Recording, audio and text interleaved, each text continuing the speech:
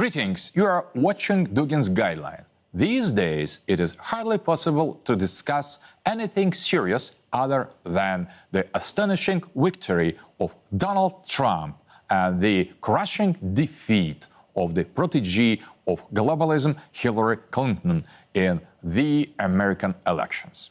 This event is so important for the entire world order that it can be analyzed from different sides. Everything is so saturated with different meanings that you don't know what to start with. Trump's ascent, first and foremost, puts a decisive end to the unipolar world. Trump has directly rejected U.S. hegemony in both its mild form, which the CFR insists on, and its harsh form, as the neocons call for. In these elections, the two main American globalist think tanks relied around the candidacy of Clinton and collapsed. This means that the unipolar world is liquidated not only under the pressure of other countries, but from within America itself. The peoples and states of the world can finally take a deep breath. The expansion of globalism has been stopped at its very center. The new multipolar world means that U.S. will henceforth become one of several poles of world order, a powerful and important one, but not the only one, and more importantly, not that has no claims to being exceptional. Putin, standing in vanguard of the struggle for multipolarity, led up to this. November 8, 2016 was an important victory for Russia and for Putin personally.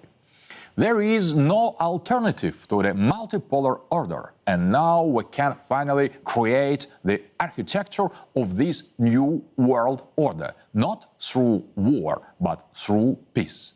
Trump has brought this with him. Trump's victory shows that there are two Americas today, or rather two versions of United States, Clinton's America and Trump's America. Trump's America is traditional and conservative, healthy and worthy of respect. This America said a resounding no to globalism and the expansion of liberal ideology. This is the real America, the America of realism, which has chosen its president and not succumbed to the false propaganda of the globalist liberal media. This means more than just complete default for almost all major networks and large information corporations, besides the Los Angeles Times, which, against all the rest, confidentially predicted Trump's victory. This means the emergence of new information sphere, a symbol of which is Alex Jones' InfoWars, which has turned into the most powerful resource of true information in the US and whose audience has rapidly grown to 20 million in a matter of days and bypassed the big budget channels.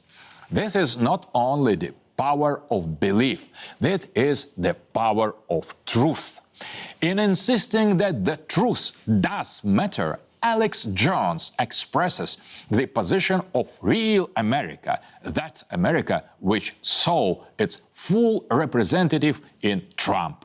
More than half of the US population believes not only in themselves, not the lying liberal globalist propaganda of the transnational elites.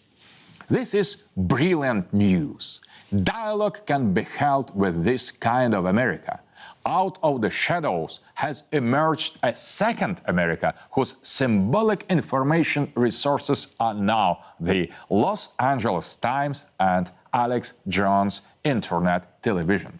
Alex Jones asserts plainly, Trump's victory is the beginning of an American revolution. The people is overthrowing the transnational elite. This is the dawn of a national liberation struggle. The world governments' networks have loosened their grip on the U.S. throat, and henceforth America will be in the same position as all the other states engaged in the same struggle of peoples, cultures, and traditions against the maniacal liberal sect of globalists. Today, we are all in the solidarity with the American people. After these elections, we should abandon simplistic anti-Americanism, which was completely appropriate when the US was ruled by the globalists, but is now more misplaced. If America, like Trump promised, focuses on its internal problems and leaves humanity alone, then there is no longer any reason to hate it. After all, it is not America, but its elites that aggressively imposed upon humanity unnatural, repulsive, and destructive values and subjugated states, sowed terror and chaos under the guise of democracy, shed oceans of blood, and invaded sovereign states. Trump does not belong to these elites. He is not one of them. This means that he will support other values, conservative, American, and Christian ones. His policies towards the rest of the world will be different. European liberals have lost their advisor when they pitifully call Washington to ask where and when the next gay pride parade should be held. Merkel or Holland will now get a rustic and rough American response: go to hell. The globalist networks of countless NGOs and foreign agents in Russia will lose even more support. If they want to help Trump's America, then they can go to United States and work they tirelessly. No more funds will be allocated for mudslinging against and degrading other cultures and traditions.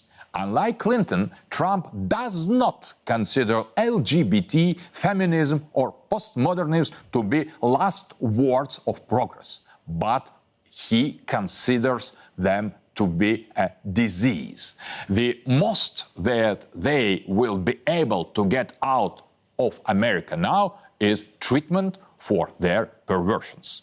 The Soros Foundation, an organization that is already banned in Russia, will apparently in the near future be recognized as extremist in the USA itself. All of this and much more is the work of Donald Trump. All the best. You've been watching Dugin's guideline on Donald Trump's victory. Some retorts that we overestimate Trump. Yesterday, they scoffed at us when we predicted his victory. Today, our time has come. This is a window of opportunity, and it is open. If we fail to use it now, then we will have only ourselves to blame.